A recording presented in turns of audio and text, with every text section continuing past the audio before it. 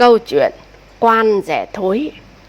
Có một ông quan huyện nọ thấy cần phải đi hành hạt để xem dân tình trong huyện đối với mình ra sao.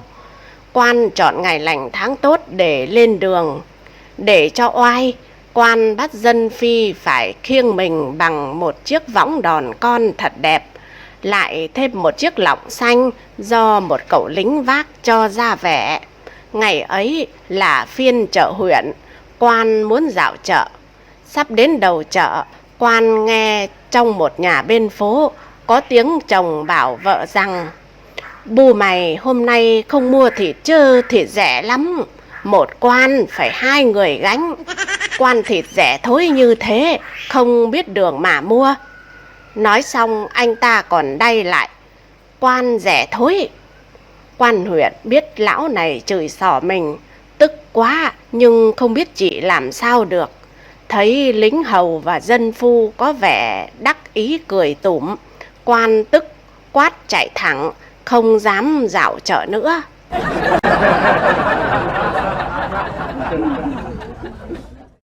Chết là rất sướng.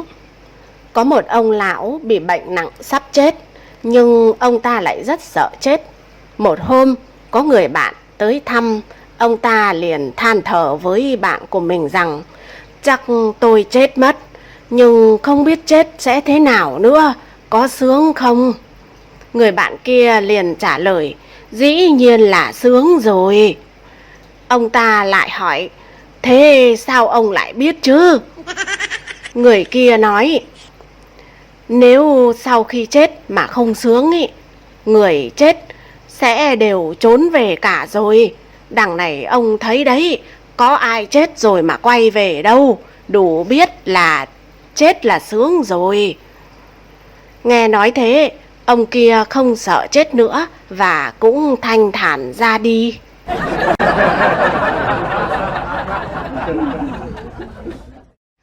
Hai vận động viên leo núi đang vượt qua một cái vực thì một người bị trượt chân rơi xuống. Người kia ngoái lại hỏi: "Anh có sao không?" Ở dưới trả lời vọng lên: "Chưa biết, vẫn đang rơi."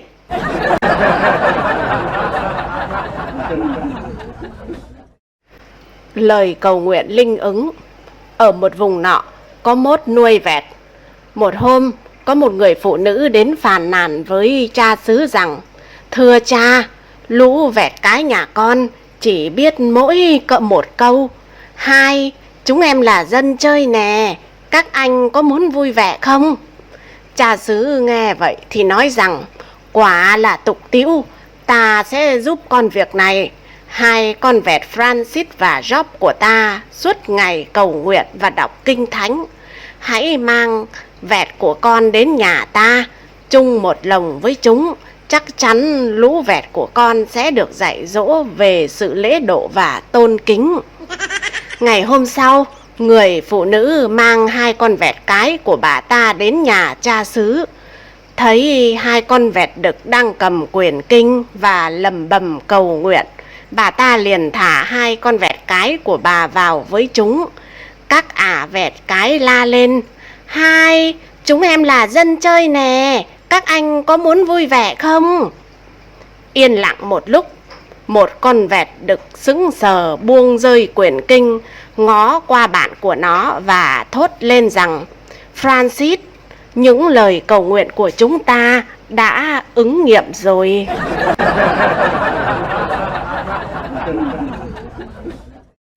Có một ông nhà giàu nọ có một đứa con trai ham chơi hơn là thích học.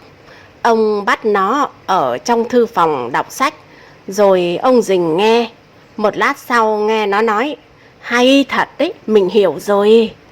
Ông cảm thấy rất mừng, vội bước vào và hỏi: "Thế con hiểu câu nào trong sách mà nói rằng hay? Đâu, con chỉ cho bố xem nào." Cậu công tử liền đáp: "Thưa bố, con thiết nghĩ đọc sách thật bổ ích.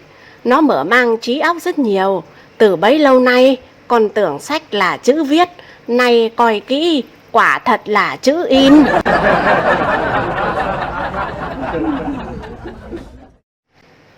Cô gái nói với người yêu của mình rằng: "Anh à, Nhiều lúc em cảm thấy tình yêu của chúng mình cứ như chuyện tình Romeo và Juliet đấy. Chàng trai kêu lên sung sướng: "Ôi, thật vậy sao em yêu? Em cảm thấy lãng mạn lắm phải không?" Cô gái trả lời: "Không phải giống ở chỗ lãng mạn đâu, mà là giống ở chỗ bố em cũng dọa giết bố anh."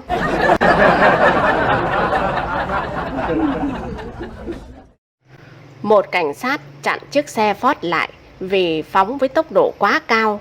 Ngồi sau tay lái là một cô gái xinh đẹp.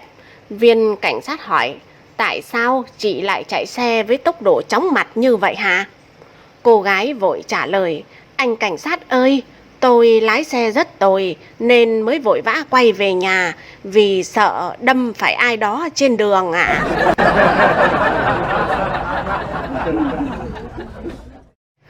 Có hai cậu bé đang nói chuyện với nhau.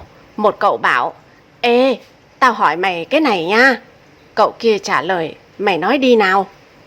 "Ví dụ, nhà mày nuôi một con chó, một con lợn. Đến ngày giỗ, mày cần đưa một con lên bàn thờ.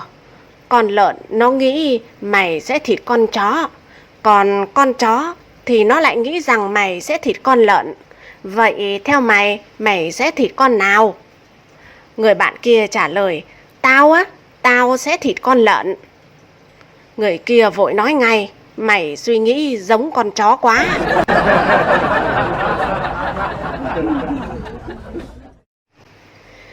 Trong tiết học đầu năm, cô giáo tiểu học yêu cầu mỗi học sinh hãy kể một câu chuyện và rút ra bài học từ câu chuyện ấy. Andre là người xung phong kể đầu tiên. "Ba em là chủ trang trại. Hàng tuần, nhà em cho trứng gà vào rổ rồi mang ra chợ bán. Một hôm, chúng em bị đụng xe, số trứng vỡ sạch. Bài học rút ra là đừng để tất cả những quả trứng vào chung một rổ." Đến lượt Billy. Billy kể rằng cha em cũng là chủ nông trại. Một lần, chúng em đặt 12 quả trứng vào cái máy ấp trứng, nhưng chỉ có 8 quả nở thôi.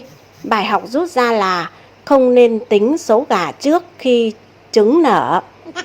Tức mình vì những bài học sâu sắc bị bạn biến tướng thành câu chuyện không đâu. Michelle kể rằng trong chiến tranh, máy bay chở chú của em bị bắn hạ. Ông nhảy dù xuống một hòn đảo xa, trên người chỉ có một chai whisky nhỏ. Trong lúc bị 12 tên địch vây bắt, ông đã uống hết nhẵn chai rượu rồi xông tới tiêu diệt cả 12 tên bằng tay không. Cô giáo nghe vậy thì sốt ruột hỏi rằng: "Đó là câu chuyện, vậy còn bài học là gì?" "Dạ, bài học là chớ có đùa với chú em khi ông ấy đã uống rượu say."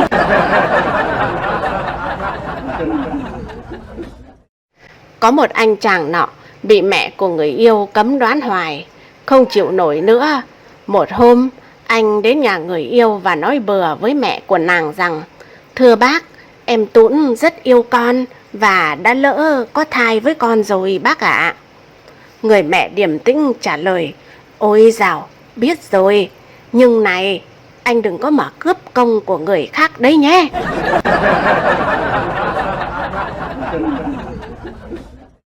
Thay đổi nhỏ.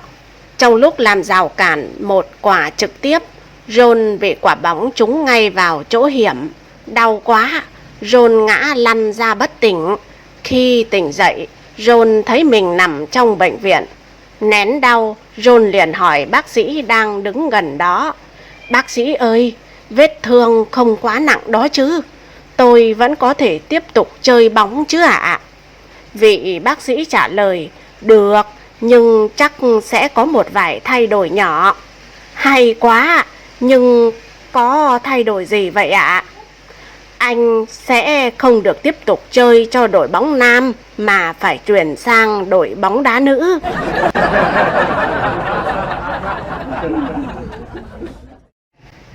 Một người đàn ông nọ kiên nhẫn ngồi chờ trước cửa một tiệm ăn có treo bảng khuyến mãi với dòng chữ miễn phí và tặng quà có giá trị cho người khách may mắn thứ 100. Sau khi cẩn mẫn đếm tới người thứ 99, ông ta mới bước vào. Ăn xong, Người đàn ông vui vẻ nói với chủ tiệm: "Tôi là người khách may mắn phải không nào?"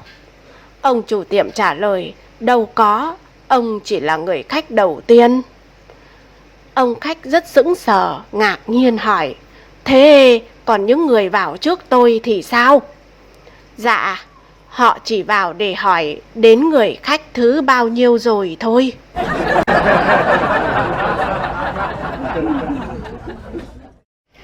Khi con gái kéo nhầm. Một cô gái trẻ mặc váy ngắn bó sát đứng đợi xe bát. Khi xe tới, cô gái định bước chân lên, nhưng nhận ra rằng chiếc váy quá chật và cô không thể nâng chân lên được.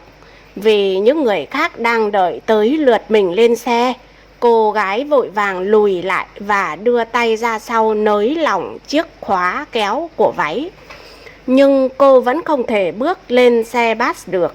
2 lần tiếp theo, tình hình vẫn không có gì khá hơn.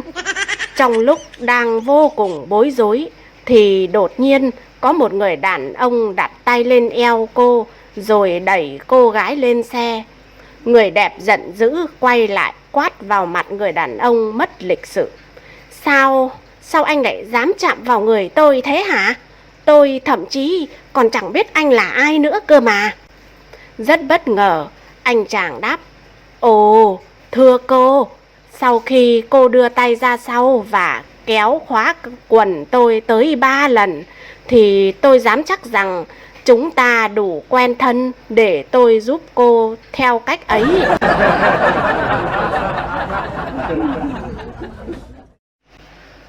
Có 4 anh thợ cưa xẻ gỗ cho một ông nhà giàu dưới vườn cây vào tiết tháng 5. Mít vừa độ chín, mùi hương thơm lan tỏa khắp nơi khiến 4 anh thợ cưa thèm nhỏ dãi. Chủ nhà lại là một lão hà tiện và keo kiệt, trưa nào cũng ra rình và đếm lại những quả mít đã chín. 4 anh thợ cưa vừa thèm vừa ghét lão chủ và tìm cách lấy mít ăn cho bỏ thèm. Một anh rượt 2 quả nơi cây mít có bụi trầu không leo quanh và bảo cả bọn cùng ăn rồi sẽ có cách xử trí. Buổi trưa, lão chủ ra đếm mít, thấy mất 2 quả bèn nổi giận, định đến bắt đền 4 anh thợ cưa. Lão vừa đến thì anh chàng đã hái mít và nói ngay: "Đó, nhờ ông ra phân xử cho xem ai đúng ai sai." Lão nói: "Đúng sai thế nào không biết, chứ các anh phải trả tiền 2 quả mít ở cây kia cho tôi." "Dạ, chính là 2 quả mít đó đấy ạ. Tôi thì bảo là quả mít, còn bọn kia thì lại nói nhất định là quả trầu không. Chúng cãi với tôi đã ngót 10 hôm nay, đến lúc hạ xuống ăn thì rõ ràng là quả mít đúng như tôi nói. Ấy thế mà chúng nó vẫn cứ gân cổ lên cãi. Chúng nó bảo rằng quả trầu không cũng thơm và ngọt như quả mít. Bây giờ may nhờ có ông ra, nhờ ông nói cho tôi một lời ạ." Ông chủ liền nói: "Một lời làm sao hừ?" "Dạ, là quả mít hay quả trầu không ạ?" Ông chủ keo kiệt liền bảo: "Tao đoán nó là quả trầu không", rồi lặng thinh đi vào.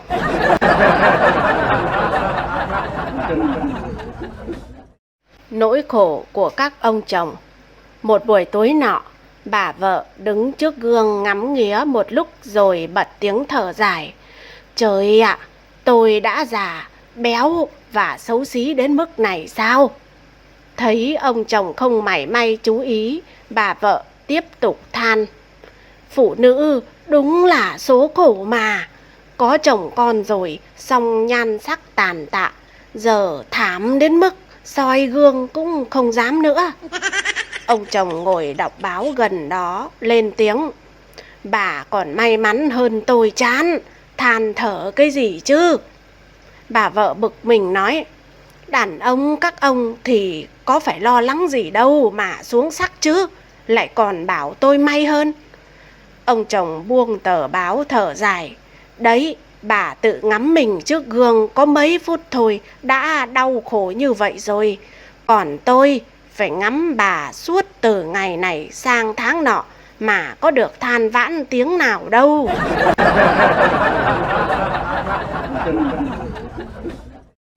Sự chào đón bất ngờ.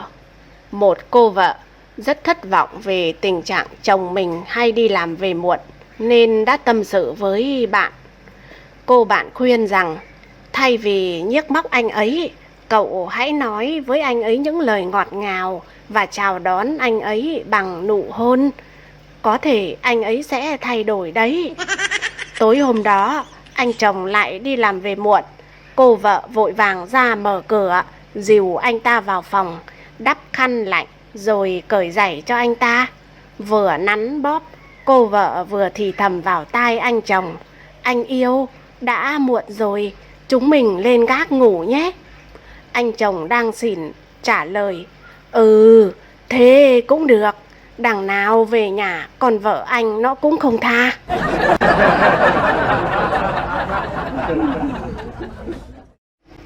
Một cô gái xinh đẹp nọ bị mắc tật ham ăn, khó có gánh hàng rong nào đi qua nhà cô mà thoát nổi. Cô ăn vặt đến nỗi lúc nào mở miệng ra nói cũng có chữ bánh. Chồng cô phải nghe nhiều bánh quá nên cứ hễ ai nhắc tới hàng vặt, quả rong là đùng đùng nổi giận. Một hôm, hai vợ chồng đang ở trong nhà, bỗng trời mưa như trút nước. Anh chồng mới bảo: "Em ra xem trời thế nào đi." Cô đến bên cửa sổ nhìn rồi nói: "Anh ơi, mưa to lắm. Cọng mưa có sợi dài như bánh canh, sợi ngắn như bánh lọt." Anh chồng giận quá liền quát: "Bảo cô ra xem mưa lớn hay mưa nhỏ, nước nhiều hay ít, mà nói gì có bánh trong đó hử?" Cô hoảng hồn mở cửa xem lại rồi thưa: "Anh ơi, mưa to thật mà. Chỗ nước lên cao dày như bánh phồng, chỗ mỏng như bánh tráng vậy đấy." Hết chịu nổi, anh chồng liền bạt tai vợ một cái. May sao cô né được, tay anh chồng đánh trúng vào ngực vợ. Cô vợ chạy lại nấp sau cột nhà, bù lu bù loa khóc: "Chồng người ta hiền khô, chồng mình thì nóng như cái bánh cam. May mà tôi né kịp, anh đánh trúng vào hai cái bánh bao. Chứ nếu né không kịp thì anh đập gãy bánh chè tôi rồi."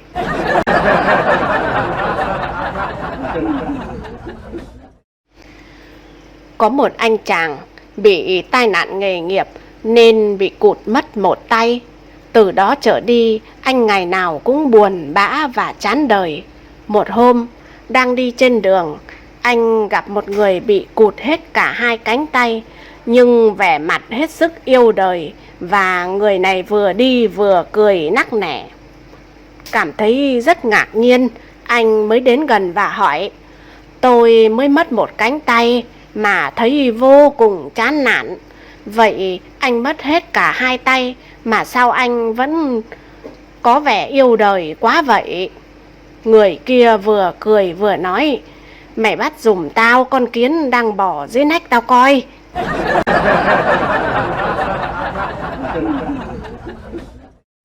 Ăn vụng mà vẫn may. Một phụ nữ đang nằm trên giường cùng với người tình thì nghe thấy có tiếng đập cửa của ông chồng. Cô vội vã lôi anh chàng ra góc nhà, bôi dầu trẻ em và rắc phấn rôm lên người anh ta. Cô nàng thì thầm: "Anh đứng yên ở đây nhé, hãy giả vờ anh là một pho tượng." Ông chồng bước vào và nhìn thấy pho tượng liền hỏi: "Gì thế cưng?" Người đàn bà trả lời không chút bối rối: "À, một pho tượng thôi mà.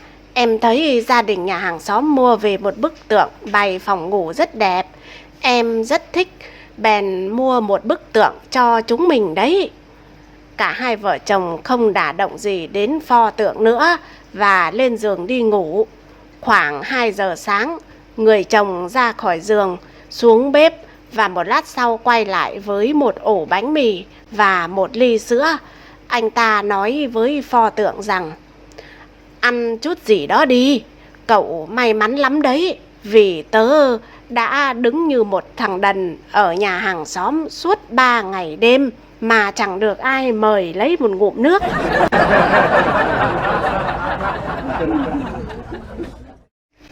Có một cô gái lên chùa cầu khấn: lạy Thánh, xin Ngài ban cho con lấy được một người chồng, một là vô cùng giàu có, hai là có quyền cao chức trọng, ba là vừa trẻ vừa đẹp trai, bốn là vô cùng chung thủy với con ạ. Thánh mỉm cười trả lời: ba điều con xin ta đều có thể ban cho, nhưng đã có 3 điều ấy mà con lại xin kèm theo điều thứ tư là sự chung thủy của anh ta, thì đến ta là Thánh đây cũng chịu.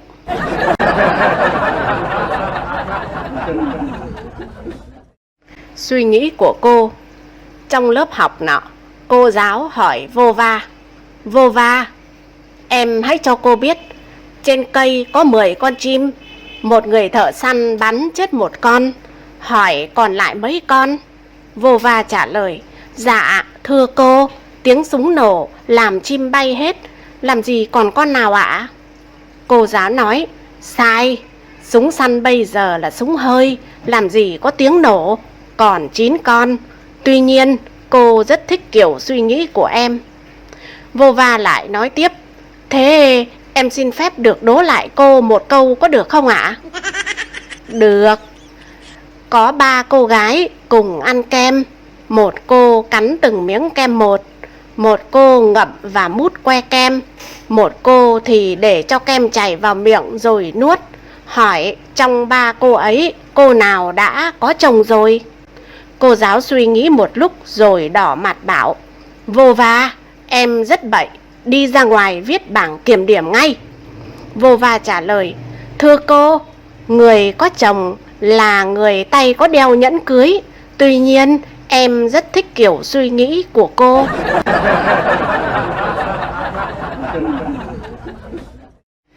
Kén rể lười.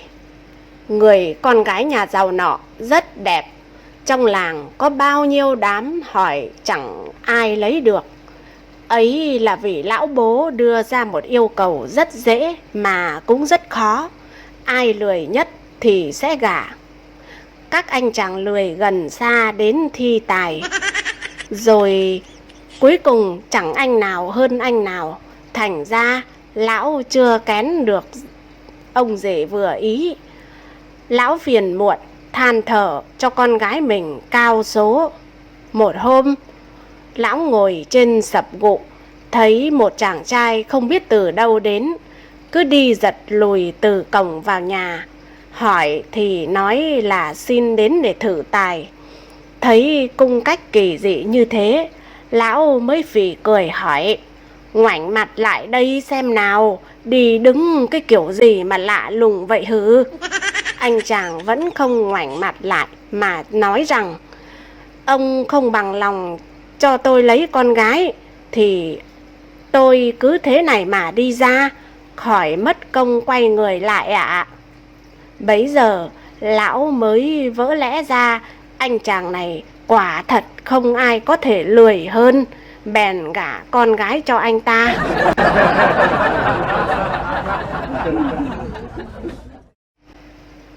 Một ông thầy đồ đang cặm cụi ngồi viết bài.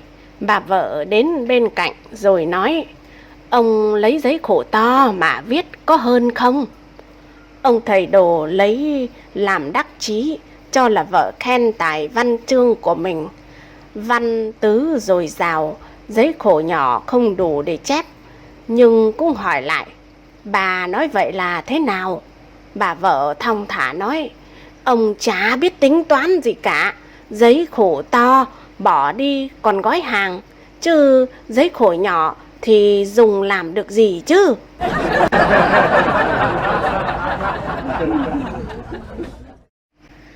Hai người bạn lâu ngày gặp nhau. Một người bảo: tao đọc trên báo thấy họ nói hôn rất có lợi cho sức khỏe, hóa ra họ toàn nói phét thôi mày ạ. Người bạn nghe vậy liền hỏi: sao mày lại nói thế? Tao thấy họ nói đúng mà. Người kia nhăn mặt nói: tại mày không biết đấy thôi. Bữa đó tao hôn một em trong công ty, không ngờ bị chồng cô ta phát hiện. Thế là tao phải nằm viện mất gần nửa tháng đấy.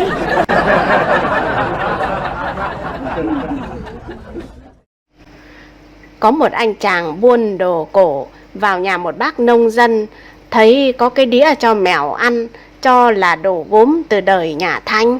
Anh ta rất thích, nhưng nếu gã mua đĩa thì sợ người ta biết, bèn hỏi mua con mèo.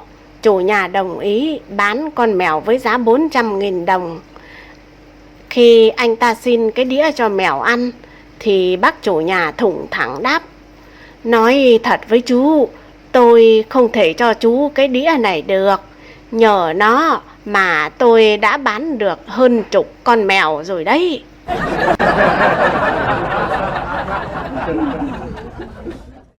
Phương pháp xử lý con ruồi. Khi phát hiện trong cốc bia hơi có một con ruồi, người Mỹ hỏi lại chủ quán xem con ruồi thật hay ảo. Người Đức sẽ đổ cốc bia ra sàn, trả tiền và ra khỏi quán. Người Anh sẽ mắng nhiếc chủ quán đòi cốc khác. Người châu Phi ăn luôn con ruồi, sau đó uống bia. Người Trung Quốc thì vứt con ruồi đi và uống bia. Đến người Việt Nam uống ngon lành, sau đó gọi chủ quán lại giới thiệu con ruồi và đòi cốc khác. Trước khi về còn cho người khách khác trong quán thuê lại con ruồi đó.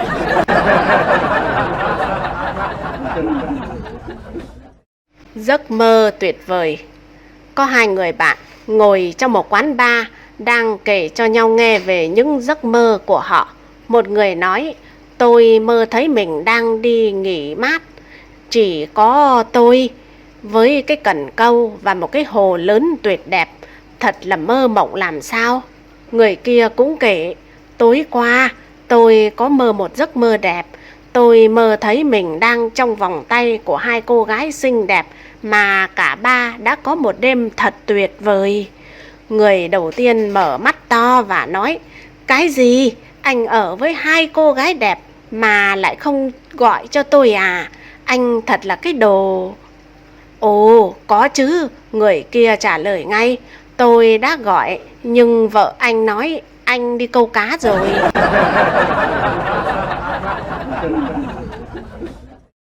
Thích xu nịnh. Một người giàu nói với một người nghèo: tao giàu có 1.000 vàng, sao mày không xu nịnh tao? Người kia nói: ông có 1.000 vàng, việc gì đến tôi mà tôi phải xu nịnh ông chứ? Người giàu bảo: tao chia cho mày một nửa, mày xu nịnh tao nhé. Người kia lại nói: thế thì tôi cũng giàu bằng ông rồi, việc gì tôi phải xu nịnh ông? Người giàu lại nói: thế tao cho mày tất cả, hẳn mày sẽ xu nịnh tao đấy chứ. Người kia bảo: lúc đó thì ông phải xu nịnh tôi mới phải.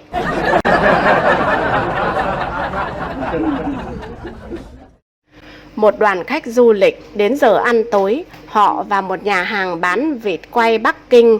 Cô hướng dẫn viên người Trung Quốc giới thiệu: hôm nay chúng ta sẽ thưởng thức món vịt quay Bắc Kinh. Một vị khách nam đứng lên nói: tôi có một biệt tài, đoán con vịt nào đúng vịt Bắc Kinh, con vịt nào không phải. Cô hướng dẫn viên phấn khởi trả lời: vậy mời quý khách lên thử ạ. Nếu đúng sẽ yêu cầu nhà hàng tặng cho quý khách món quà đặc biệt. Vị khách đứng dậy, cầm một con vịt lên ngửi vào phao câu của nó rồi nói: con này không phải, con này là vịt Quảng Đông.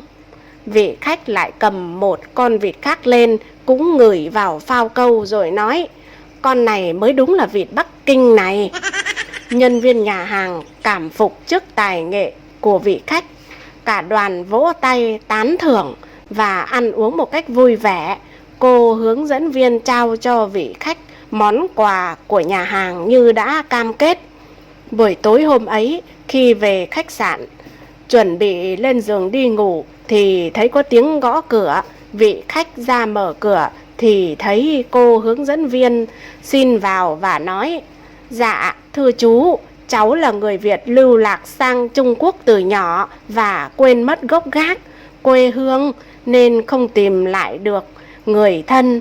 Mười mấy năm nay cháu nhớ nhà và gia đình. Hôm nay thấy chú chỉ cần ngửi phao câu là biết gốc gác con vịt đó ở đâu. Cháu mừng quá nên mới tới để nhờ chú ngửi xem quê nhà cháu ở đâu ạ.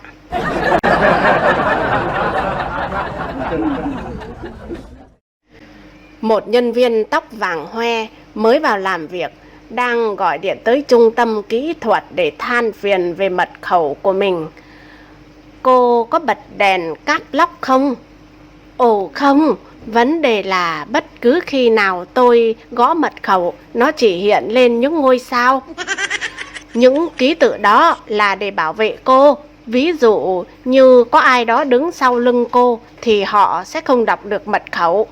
Dạ, phải ạ, nhưng chúng vẫn hiện lên ngay cả khi chẳng có ai đứng sau lưng tôi mà.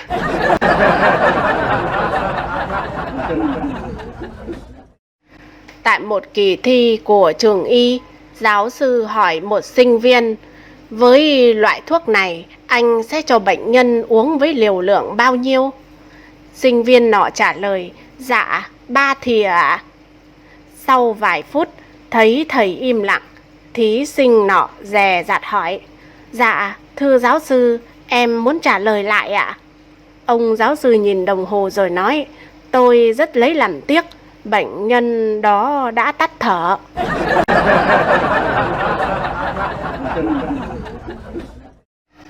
Một cô gái tóc vàng hoe trở về nhà sau chuyến thăm thành phố, nhận thấy con gái với vẻ hơi mệt mỏi. Người mẹ mới hỏi, con yêu, con không sao đấy chứ?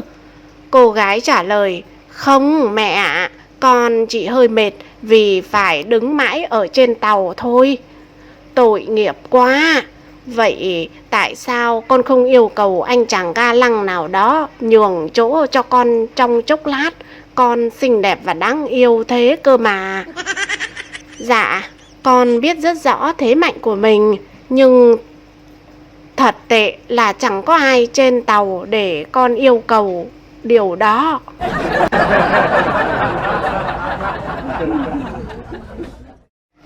Ai nói dối giỏi nhất? Một chính khách đang đi trên đường đi vận động tranh cử thì bất chợt bắt gặp một lũ trẻ đang vây quanh một con chó. Chúng cãi nhau chúy ché. Ông liền dừng xe lại gần rồi hỏi chuyện.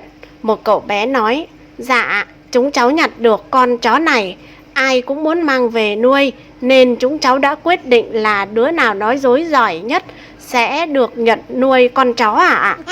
Nhà chính khách khuyên nhủ, các cháu không được thi nói dối, vì đó là điều tội lỗi. Khi ta ở tuổi các cháu, ta không bao giờ nói dối, và bây giờ cũng vậy. Bọn trẻ im lặng một phút, rồi một cậu bé thở dài, đưa con chó cho ông ấy đi.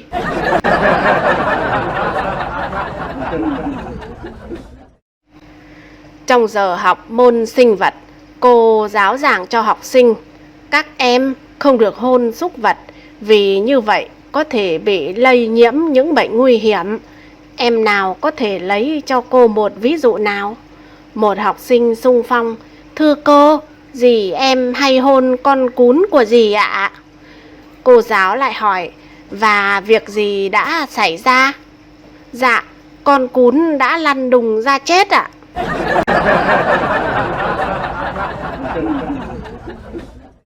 Tình nguyện đổ vỏ ốc. Có một ông chồng nhà nọ vốn tính tế nhị và rất nể vợ. Nghe nói vợ có chuyện mèo mỡ, vẫn định bụng khi nào có dịp sẽ nhắc nhẹ cho vợ biết. Một hôm, ông gặp vợ đang ngồi ăn ốc ở chợ. Ông ta rất lịch sự đến gần mẹt ốc. Dỉ tai vợ nói, em cứ yên chí ăn ốc đi, còn vỏ anh sẽ đổ cho.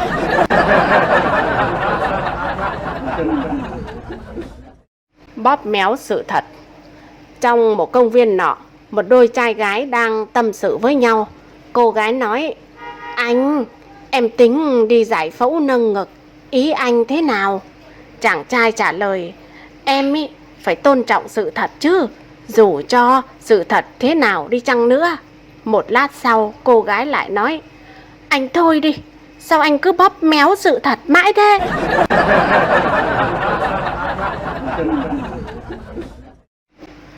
Ở một nông trường xa xôi hẻo lánh, có một chị chót dại nhỡ mang bầu. Tuy vậy, chị ta vẫn cảm thấy rất sung sướng, dù không có chồng nhưng cũng có con, sau này về già sẽ có người bầu bạn và nhờ vả. Thủ trưởng nông trường gọi chị lên bắt viết bảng kiểm điểm. Chị công nhân thật thà trả lời thế này, thưa anh, bố mẹ em sinh em ra, em tưởng tất cả những gì dính trên người em đều là của em. Bây giờ anh bắt em viết kiểm điểm thì em mới biết là nó không phải của mình. Nếu mà từ trước ấy, anh nhắc nhở em là của cơ quan, không phải của em, thì em không dám tự tiện đem dùng như vậy đâu ạ.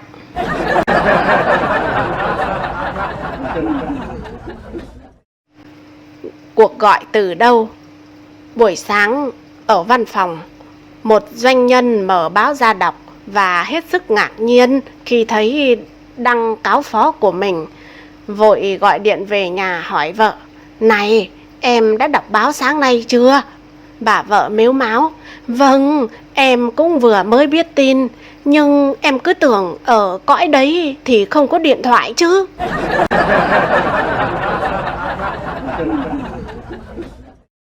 Có một người đang đi xe máy thì va phải một chú chim sẻ bay ngược chiều. Anh ta dừng xe và xem xét, thấy nó chưa chết, bèn nhặt đem về đắp thuốc rồi thả vào cái lồng với một chút vụn bánh và nước. Khi tỉnh lại, thấy mình bên song sắt cùng với mấy mẩu bánh vụn, chú sẻ thở dài tự nhủ, chết, mình đâm chết thằng cha đi xe máy rồi, quả này chắc tù mọt gông đây.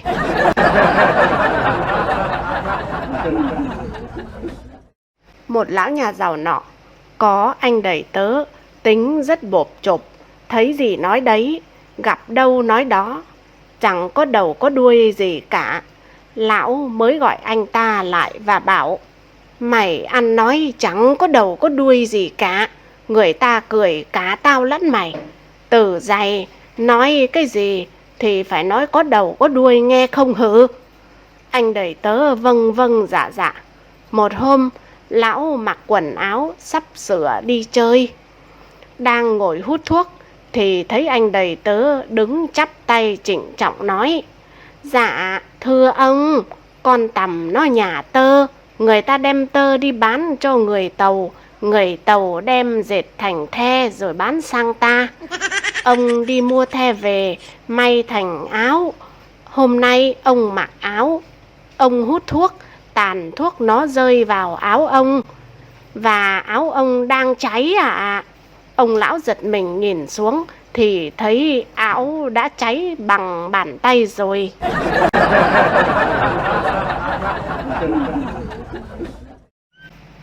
Một cặp vợ chồng nọ âu sầu về cậu con trai đã 4 tuổi mà không biết nói. Đưa đi khắp lượt bác sĩ nhưng cũng chẳng tìm ra nguyên nhân. Cuối cùng, một sáng đứa bé đột nhiên kêu lên, mẹ ơi, bánh mì hôm nay bị cháy quá. Bà mẹ mừng rỡ nói, ôi con biết nói à, nhưng tại sao đến bây giờ con mới chịu mở miệng? Dạ, trước giờ mọi việc đều ổn cả.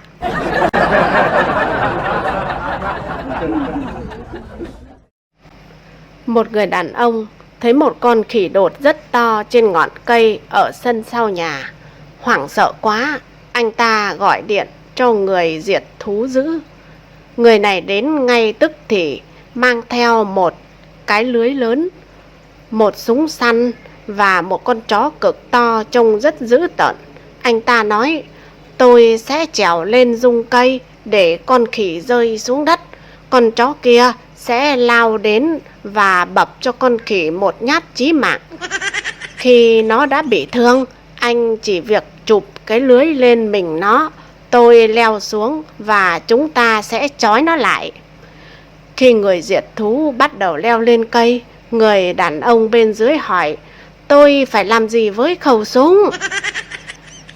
Tôi đã an toàn ở trên này rồi, nếu chúng không cắn nhau mà cùng xông vào anh, hãy nổ đến phát súng cuối cùng nhé.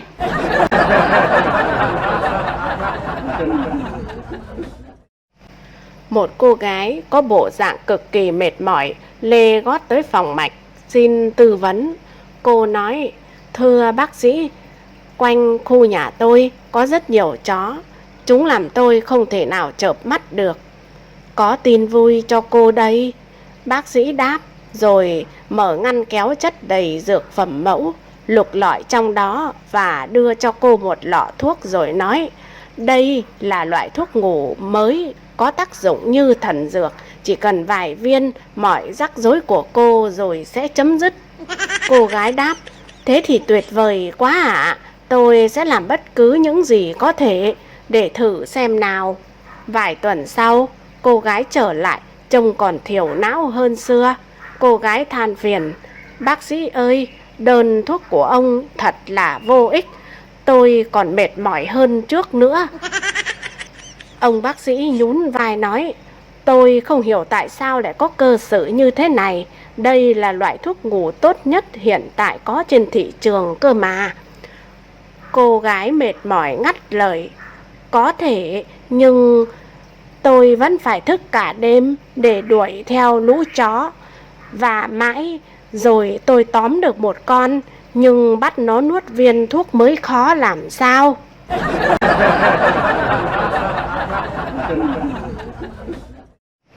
Học cách làm sạch cơ thể khi tắm rửa gọi là học kỳ.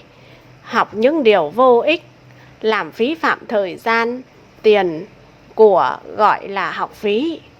Học những điều bậy bạ vô bổ, không đúng chỗ gọi là học bạ. Học cách trò chuyện trong giao tiếp gọi là học trò. Học nêm nếm thức ăn, thức uống ta gọi là học vị.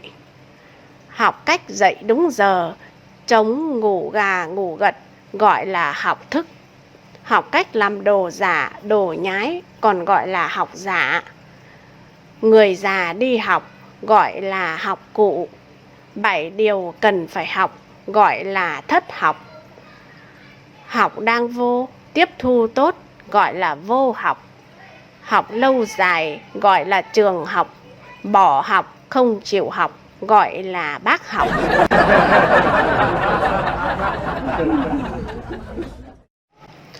Bức thư đến từ địa ngục. Một người đàn ông trên đường đi nghỉ hè lúc vợ của anh ta đi công tác chưa kịp về. Họ sắp xếp kế hoạch gặp lại nhau vào ngày hôm sau. Tới nơi, anh ta vừa gửi email cho vợ. Do đánh sai địa chỉ, bức thư của anh ta thay vì được chuyển về cho vợ, thì nó lại đến chỗ một phụ nữ có chồng vừa qua đời ngày hôm trước. Khi người vợ quá tội nghiệp nọ mở hộp thư ra xem, bức thư vừa hiện ra, bà ta thét lên một tiếng khủng khiếp, té xuống sàn và chết thẳng cẳng. Nghe tiếng thét, người nhà chạy vào phòng thì chỉ thấy một bức thư trên màn hình máy tính. Vợ yêu quý nhất của anh vừa đến nơi, mọi thứ đã được chuẩn bị sẵn để đón em vào ngày mai. Người chồng yêu quý nhất của em.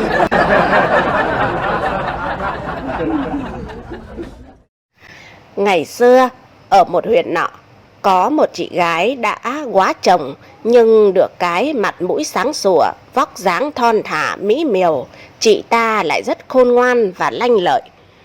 Thấy có đóa hoa xinh đẹp nổi trội mà lại dễ hái như vậy, nên có rất nhiều anh chàng ngấp nghé thập thò. Trong số đó có cả thầy sãi, xã trưởng và quan huyện. Cả ba người đều cố ra sức buông những lời tỏ tình ong bướm. Ai cũng ngỡ rằng mình là người đã lọt vào mắt xanh của cô nàng quá chồng này. Nhưng thực ra chị ta chẳng thèm để ý đến ai trong ba người này cả. Chị vốn nghĩ rằng cả ba người này đều là người có vai có vế, mà gia đình mình cũng sẽ có lúc cần nhờ vả đến họ. Không thể cứ vậy mà cự tuyệt họ được. Vì vậy, mỗi lần họ đến nhà là chị lại cố tỏ ra vẻ chào đón họ nhiệt tình. Đối diện với những lời nói ong bướm, những cái liếc mắt đưa tình, chị ta tuy không vồ vập nhưng cũng không tỏ ra thờ ơ với người nào cả. Vì thế đã khiến cho ba người kia nghĩ rằng cá đã cắn câu, nên họ càng ra sức theo đuổi chị ta hơn. Cuối cùng thì chị ta cũng phải tỏ rõ tình cảm cũng như thái độ của mình, chứ không thể cứ hời hợt như vậy mãi được. Đặc biệt là xã trưởng, vì hắn là một tay có quyền thế trong làng, hơn nữa cũng gần đường lui tới, vì thế cứ săn đón mãi. Chị ta nghĩ thầm, hay da, mấy lão này cứ làm phiền mình mãi, bây giờ mình phải nghĩ ra một cách tóm gọn cả ba, chứ không thể để như vậy mãi được. Và một ngày nọ, chị ta không có việc gì để làm, ngồi ở nhà chơi, thì đột nhiên có thầy sãi ở đâu tới. Sau màn nước nôi chào hỏi, thì thầy ta bắt đầu tỉ tê, đòi cho được một đêm hẹn hò với nàng. Chị ta hiểu ý, càng cong cớn đưa đẩy. Chị ta nói, thế thầy sãi muốn gì đây ạ? Thầy xem tối nay có qua với em được không? Thầy sãi nghe vậy như mở cờ trong bụng. Sãi ta vui mừng ra mặt, nói rằng, nếu thế thì còn gì bằng, mà em có chắc chắn là tối nay không? Em chắc chắn chứ thầy, thầy nhớ tối nay canh 1 thì thầy sang nhá. Đợi cho thầy sãi về, chị ta mới chạy đi tìm xã trưởng và nói cho hắn biết là muốn hẹn vào tối nay. Xã trưởng sướng rơn người, hắn ta chỉ biết gật đầu sung sướng. Đến lượt quan huyện, hắn cũng ngập tràn niềm vui khi chị ta nói ra lời mời mà hắn đã rất mong chờ bấy lâu nay. Buổi đêm hôm ấy, khi trăng đã lên, thầy sãi lật đật đến gõ cửa nhà chị quá. Rất nhanh, chị ta liền chạy ra mở cửa rồi mời thầy sãi vào trong nhà. Thầy sãi nhìn quanh rồi hỏi, thế trong nhà này còn có người nào nữa không? Dạ, không có ai ạ. Cả nhà em đã đi vắng hết cả rồi ạ. Sãi ta chỉ chờ có câu nói ấy thôi là bắt đầu dở thói lả lơi của mình. Khi thấy chị quá không cự tuyệt thì sãi càng lấn tới làm già. Tuy nhiên, đang lúc hai người chuẩn bị lên giường thì lại có tiếng gõ cửa. Tiếng gõ cửa chẳng khác nào gáo nước lạnh hắt vào mặt kẻ ăn vụng, khiến sái ta giật bắn người, co ro run sợ. Chị quá vờ ngạc nhiên hỏi, tiếng ai như tiếng thầy xã ấy nhỉ? Sao đêm hôm khuya khoắt thế này lại đến làm gì vậy? Nghe nhắc tới xã trưởng thì sãi ta lại càng run sợ, vã mồ hôi hột, vội kêu chị ta chỉ cho mình một chỗ đi nấp cho nhanh. Chị quá vội chỉ tay xuống gầm giường, thế là sãi ta chỉ còn biết nghe theo và nhanh chóng chui xuống gầm giường. Mọi chuyện coi như xong xuôi, chị quá mở cửa đón xã trưởng. Cũng xong màn nước nôi chào hỏi, chị quá bắt đầu hỏi, dạ, nhân tiện có thầy xã ở đây, em muốn hỏi chút việc, có được không ạ? Thấy chị ta ấp úng, xã trưởng liền báo, thế có chuyện gì? Cứ mau nói ra đi xem nào. Dạ, chả là thế này, em là phận gái, chưa hiểu rõ phép vua lệ làng. Em muốn hỏi thầy là như thầy sãi ấy, nếu mà bị phát hiện bỏ chùa đi ve gái thì sẽ xử thế nào ạ? Nghe chị ta hỏi vậy, thầy xã cười hề hề rồi trả lời: ấy, cái quần ấy ấy hử, vốn trốn sâu lậu thuế, nếu mà bắt được ý thì đem ra chém quách đi cho rồi, chứ để lại làm gì nữa. Xã trưởng cũng chẳng khác thầy sãi là bao, khi biết trong nhà vắng vẻ không có ai thì bắt đầu dở cái thói dâm dê của mình. Chị Quá vẫn như vậy, chị cũng không cự tuyệt mà còn có phần hưởng ứng. Chuyện đang đi đến bước mặn nồng nhất thì lại có tiếng gõ cửa vang lên. Xã trưởng nghe thấy tiếng gọi thì vô cùng thất kinh, bởi vì hắn đã nhận ra tiếng gọi cửa ngoài kia chẳng ai khác mà chính là quan huyện. Hắn sợ hãi kêu lên: ôi, ôi chết tôi rồi, sao mà đêm hôm khuya vắng thế này mà quan huyện lại còn mò tới đây làm cái gì nữa? Bây giờ phải làm thế nào đây? Chị Quá vội thưa: kìa thầy xã, thầy đừng có lo, để em tìm một chỗ cho thầy nấp tạm đã. Sau cùng, xã trưởng được chị Quá đẩy vào trong buồng, vội tìm cho mình một chỗ trong xó ngồi rúm gió ở đấy. Lúc này, chị Quá mới thong thả ra mở cửa mời quan huyện vào trong nhà. Sau màn mời trầu, mời nước thì chị ta lại ngỏ lời muốn hỏi quan. Dạ, em có chuyện muốn hỏi quan một chút ạ. Quan huyện tỏ ra hào phóng: thế có chuyện gì, nhà ngươi cứ nói ta nghe xem nào. Dạ thưa quan, nếu mà bắt được thầy sãi ấy, đêm hôm bỏ chùa đi chơi gái thì sẽ xử tội gì ạ? Quan huyện cười nói: nếu mà bắt được cái thằng sư ấy thì cứ đánh 5 roi hay 10 roi, rồi sau đó phạt như dân sự ấy. Quan huyện vừa dứt lời thì bất ngờ sãi ta bò ra từ gầm giường. Hắn ta quỳ lại dưới chân quan huyện mà rằng: dạ, bẩm quan lớn, ngài quả thật là nghiêm minh, chứ không giống cái anh xã đang nấp ở trong buồng kia thì quá quát lắm ạ. Tội chỉ có vậy thôi mà anh ấy lại đòi đem tôi ra chém cơ chứ.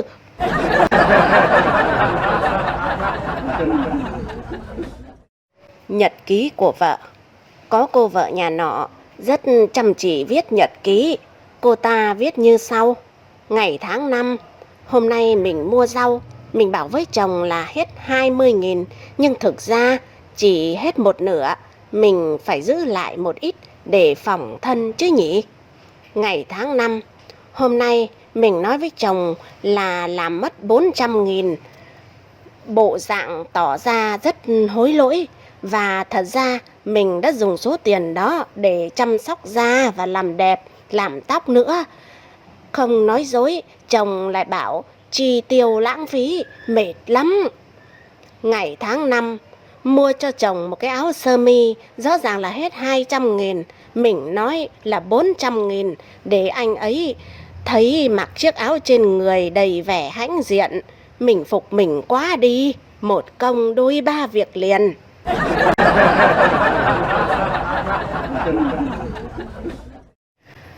Có hai vợ chồng nhà nọ có 5 đứa con, nhưng chỉ có 4 đứa đầu là trắng trẻo xinh đẹp, còn đứa út thì lại đen đúa xấu xí lắm. Người chồng tỏ ra rất nghi ngờ nhưng không dám nói ra. Đến lúc lâm chung, trong giây phút hấp hối mới gọi vợ lại và hỏi: Tôi sắp chết rồi. Trước khi tôi chết, tôi muốn hỏi bà một điều. Bà phải nói thật cho tôi biết đấy. Thằng út nó... Bà vợ liền hỏi: thằng út nó làm sao hả ông? Nó có thật sự là con của tôi không? Người vợ thút thít trả lời: Đến giờ phút này thì tôi cũng không giấu giếm gì ông, và xin nói thật cho ông, ra đi thanh thản, không vướng mắc điều gì ở trần thế nữa. Thật ra, trong tất cả 5 đứa con, thằng út nó mới thật sự là con của ông đấy. Con nuôi có một góa phụ trung tuổi, rất xinh đẹp và lại giàu có. Một hôm, bà ta mới tâm sự với anh tài xế của mình rằng: chả giấu gì anh, trước đây tôi trẻ trung xinh đẹp lắm, nhưng chỉ vì ham tiền mà cưới ông tỷ phú già làm chồng. Ông ấy già quá, chưa cho tôi được mụn con nào thì đã lăn đùng ra chết. Giờ tôi chẳng thiếu gì tiền, chỉ khao khát có một đứa con cho tuổi già bớt cô quạnh mà thôi. Anh có thể giúp tôi việc ấy được không? Nghe bà chủ nói vậy, anh tài xế rạng rỡ nét mặt. Anh nói một cách quả quyết: tưởng việc gì, chứ việc ấy thì tôi làm được ạ. Rồi anh quỳ xuống dưới chân bà: thưa mẹ, từ nay con sẽ là con trai ngoan của mẹ. Tuy mẹ không sinh ra con, nhưng con xin hứa sẽ chăm sóc mẹ đến cuối đời ạ.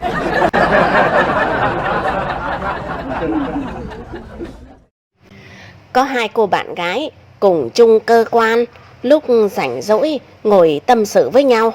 Một người bảo: này cậu, cái anh trưởng phòng mới chuyển về không hiểu gì về phụ nữ. Hôm qua lúc liên hoan, rồi sau đó anh ta đưa mình về, anh ta cứ đòi hôn mình cậu ạ. Cô bạn kia sốt ruột hỏi: rồi thế nào nữa?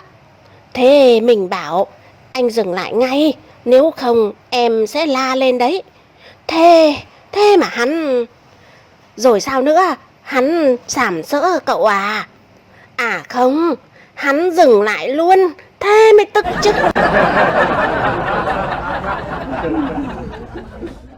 Chàng say. Có anh chồng nhà nọ nhậu say đến nỗi không thể nhớ nổi tên của vợ mình. Anh ta cứ đứng trước cửa nhà, cứ luôn mồm gọi: ấy ơi, ấy à. Người vợ ở trong nhà nghe có tiếng gọi với giọng say rượu, lại không rõ tên nên không thèm ra mở cửa. Bí quá, anh ta rút điện thoại ra để gọi điện cho bố vợ của mình. Anh ta nói: alo, bố đấy à? Bố cho con hỏi vợ con nó tên gì ấy nhỉ? Bố vợ của anh ta trả lời: thế mày làm cái gì mà đến nỗi quên cả tên vợ mày thế hử? Anh con rể nói: dạ, con đi uống rượu về, say quá nên quên mất. Bây giờ vợ con nó không mở cửa cho con vào nhà. Ông bố vợ liền nói: thế à, tao biết ngay mà. Tên vợ mà còn không nhớ nổi thì sao nhớ được tên mẹ vợ đây? Tao đang đứng ngoài đường đây này, tao cũng thế, không thể nhớ nổi tên bà ấy là gì nữa. Thế có đi uống tiếp không?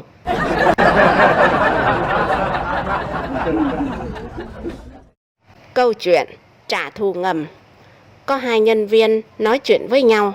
Một anh nói: dạo này tao thấy mặt mũi sếp thỉnh thoảng lại tím bầm, đến cơ quan thì cứ lúng ta lúng túng ấy mày ạ.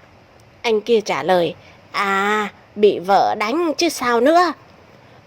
Thế sao mày lại biết?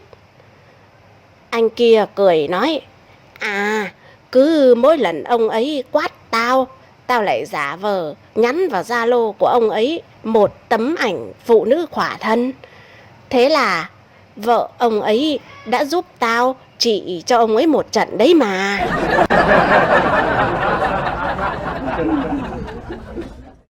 Con dâu lười. Nhà nọ mới cưới vợ cho con trai, nhưng phiền một nỗi là cô con dâu mới này lại rất lười biếng. Bát ăn không rửa, nhà cửa không chịu quét dọn. Vì là con dâu mới nên bố mẹ cũng chưa nói năng gì nặng lời, sợ con chưa quen. Hai ông bà mới bàn với nhau để nhắc khéo con dâu. Một hôm bà bảo với ông: sáng mai thấy nó ngồi xem điện thoại thì ông cứ giả vờ cầm cái chổi quét nhà, tôi ra rằng lấy cái chổi để nhắc khéo cho nó.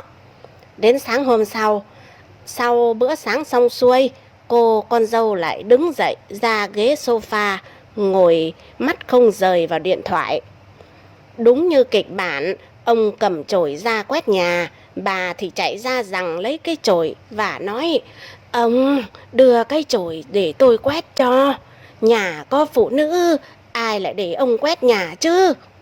Thế rồi, hai ông bà cứ làm bộ giành nhau quét nhà để gây sự chú ý cho con dâu. Quả nhiên, cô đứng dậy và nói với hai ông bà rằng có mỗi cái việc quét nhà mà bố mẹ cũng tranh nhau. Từ mai ấy, chia ra, bố quét một ngày, mẹ quét một ngày cho công bằng.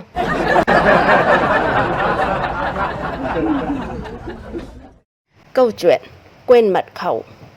Hai vợ chồng mới cưới nhau chưa được bao lâu thì đã cãi nhau om tỏi. Cô vợ ngồi khóc lóc than vãn. Anh là cái đồ dối trá. Sao trước khi lấy tôi, anh bảo là trong tài khoản của anh có mấy chục tỷ cơ mà. Vậy mà giờ đến tiền đóng tiền nhà cũng không có. Anh chồng mới thanh minh. Thì anh có nói sai đâu. Trong tài khoản của anh có mấy chục tỷ thật. Chỉ là anh quên mất cái mật khẩu nên không thể rút ra được thôi. Giờ mỗi ngày anh vẫn đang mò mật khẩu đây này. Cô vợ tức tưởi đáp lời. Anh đừng có mà nói dối nữa. Có giỏi thì chứng minh cho tôi xem đi. Người chồng móc từ túi ra một xấp vé Việt lốt quăng xuống bàn rồi nói. Đây, mật khẩu đây này. Chừng nào anh đoán trúng nó, có khi lấy cả 100 tỷ cho em xem.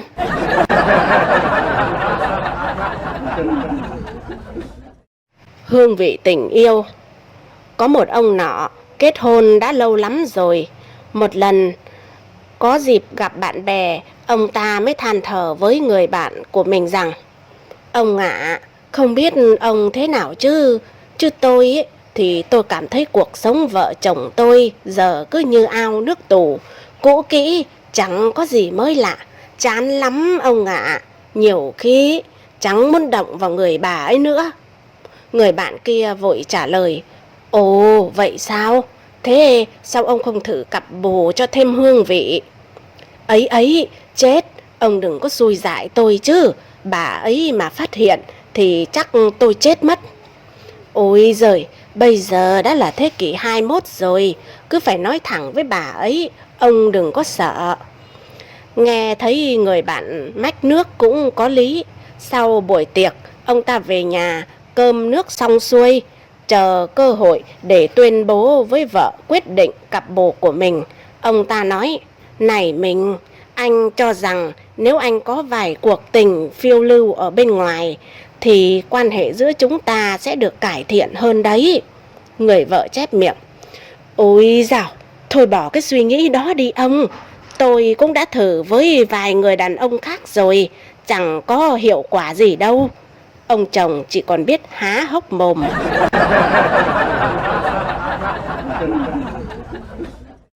Người hợp tác. Anh Cồn xóm tôi là người lịch lãm, gia đình hạnh phúc lắm. Chiều nay anh mời chúng tôi sang nhà dự tiệc mừng kỷ niệm 40 năm ngày cưới của anh chị. Cuộc vui đang tưng bừng thì sắc mặt anh bỗng trở nên nghiêm nghị. Anh gọi vợ và hai con lại rồi nói, các con à, bố đã nuôi các con mấy chục năm rồi. Bây giờ các con đã khôn lớn cả rồi, bố không muốn giấu giếm chuyện này nữa. Mọi người nín thở và hồi hộp, ai cũng nghĩ chắc là chuyện quan trọng lắm đây.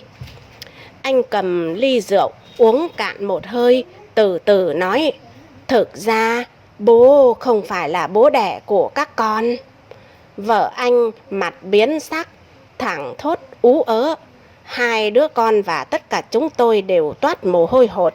Không ngờ lại có một sự thật hết sức phũ phàng đến như thế. Sau khi lấy lại bình tĩnh, người con trai cả liền giàn giụa nước mắt hỏi bố.